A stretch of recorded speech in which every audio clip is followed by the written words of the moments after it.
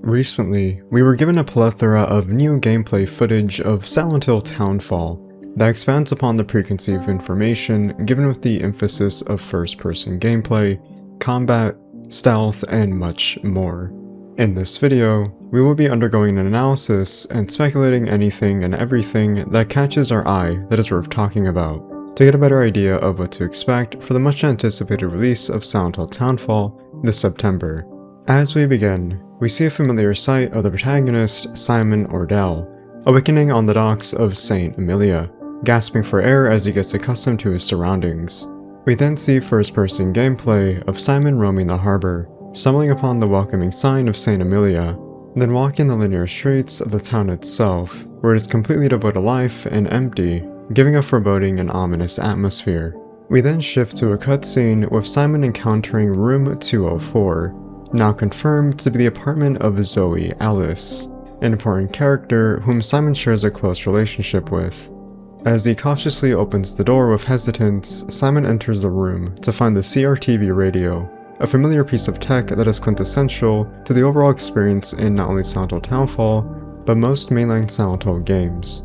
As we know, the CRTV radio plays a much more foundational role as it requires the player to opt for practical use in their survival, such as tuning into a radio frequency to display a projection of the monsters roaming throughout the town of St. Emilia, allowing for a visual for Simon to be aware of the monsters nearby to either distance himself to not engage in combat, or to gain an advantage with the monster's location and attack the monster without them knowing as a surprise.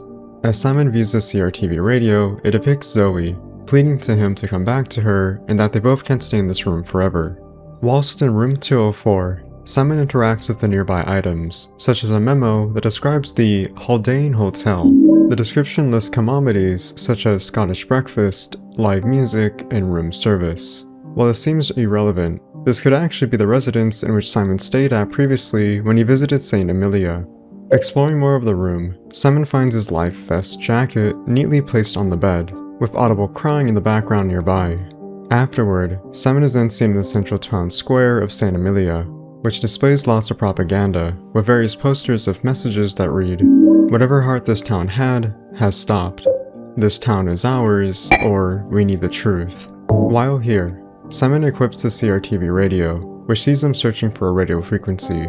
Once completed, Simon gets visual cues and hints that address the next location he has to visit and continuing his journey in searching for Zoe. In doing so, Simon finds the location he is directed to, which is a house. Inside, Simon finds a nearby room that has items such as AA batteries, which are combined with the elusive flashlight that he has seen equipped throughout the game, placed in the left breast pocket of his life vest jacket. Interestingly, the AA batteries are a new mechanic that is purposed for gameplay that seems to coincide with the flashlight for its functionality. Batteries are never an essential item in prior installments to allow for the flashlight to function and work properly. Perhaps this gives the player agency to be held accountable over the usage of the flashlight when navigating the town itself, whilst exploring darker areas and needing to be aware of the monsters nearby, making the best of the flashlight before it runs out of battery. Another feature that is revealed is the inventory menu. It appears that much of the UI design is presented in this stylistic choice of minimalism, with Simon holding the papers that exude simplicity in its expression. From what we can gather, it seems that there is categories in the menu for his respective items, which features the aforementioned AA batteries, flashlight, and the key to room 204. Elsewhere, in a different category, we see Simon's CRTV radio and his wristband he wears. Simon is once again seen roaming the streets of St. Emilia, where he ventures into a nearby pharmacy. In here, he finds a padlock puzzle that needs a certain key code to unlock the locker, which is standard for much of the puzzles you'd find throughout gameplay.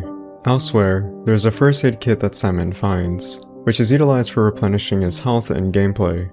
With the CRTV radio, Simon uses it to configure a specific radio frequency while undergoing a light puzzle. Once solved, there is a vague subliminal messaging in rapid succession that hints towards the key code, which is gathered from the various iconography spread throughout the pharmacy that clues in on the code Simon must decipher to solve the locker puzzle.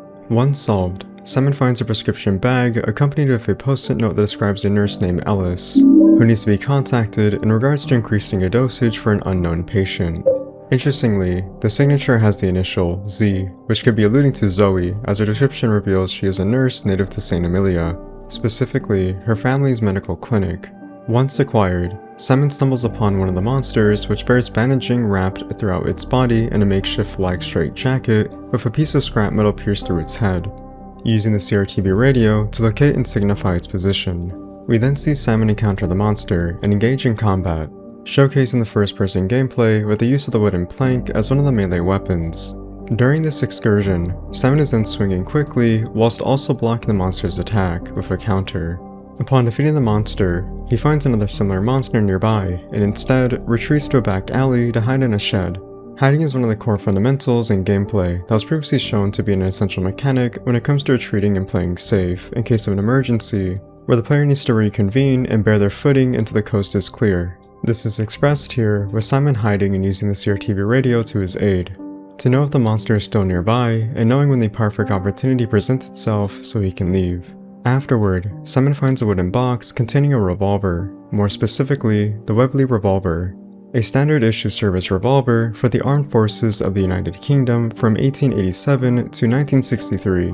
This is seemingly in service of Simon's primary handgun of choice that will be used for gunplay.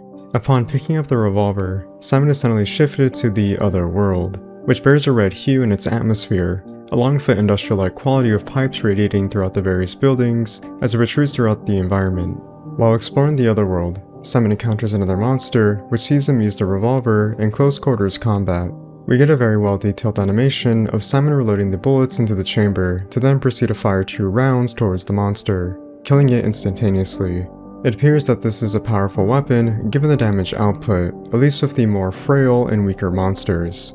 This leaves much to be desired when it comes to other monsters that have yet to be revealed in-game. Roaming through the nearby neighborhood, Simon is then seen in a predicament as there's a monster in front of him, which serves as a blockade in his path. In doing so, Simon throws the object distracting the monster while hiding. Throwables is one of the many gameplay fundamentals that are integral for Simon's survival, that coincides with much of the stealth gameplay to allow for flexibility. We then see more gunplay, with Simon missing his shots directed towards the monster, which sees him grappling and eventually succumbing to his death, as the monster opens its chest wound, revealing a multitude of sentient IV needles attacking Simon and killing him. It appears that the death screen cuts to black and reloads to a previous save state, which the game possibly autosaves or the player saves themselves. After reloading, Simon then opens the inventory menu to heal his health. Here, we see more health items, such as the medicine bottle, blood bag, and bandages, which seemingly all can be combined given the plus symbol on the health items. Upon healing, Simon once again encounters another monster in his path, which sees some experimentation with the use of stealth and gunplay in conjunction with each other, allowing for more creativity in the combat and stealth gameplay. We see Simon using the throwable to distract the monster and surprising it with a revolver as he kills it. Nearby, Simon enters an apartment complex which sees him retreat into a closet room to lock himself in as he hides from the monster. As the monster desperately tries to break in, it appears the locked rooms can give the illusion of safety as the monster appears to give up after some time, and becomes disinterested but still hangs around, leading the player to making a decision on how they want to proceed. Because of this, Simon creates a distraction with a throwable, allowing himself a chance to escape. After, Simon finds himself back outside in the other world, which then sees him find the next location of interest, a hospital. Before entering, he finds a monster obscured by the fog in the distance, which appears massive in its size and bombastic in its ambience, imposing as one of the more formidable threats. Terrified, Simon locks himself inside the hospital as he hides and waiting for it to pass. That is all the recent gameplay footage that is revealed so far. From what we can gather, it appears that there is much more creativity that is expressed here, allowing for diversity in combat, stealth, puzzle solving, and exploration.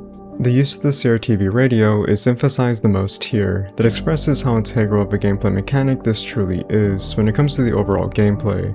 Seeing more of the mechanics to the survival horror design was a pleasure, as it was one of the more anticipated interests given its focus towards the first-person gameplay, which is a first for the Silent Hill series, if you exclude PT or Silent Hill 4. While I did appreciate what was shown here, I do hope they eventually show more of this gameplay, as I did feel like it was servicing the same gameplay loop, which is deliberately seen throughout the different sections in the game, expressing more diversity in the gameplay of combat, stealth, and exploration.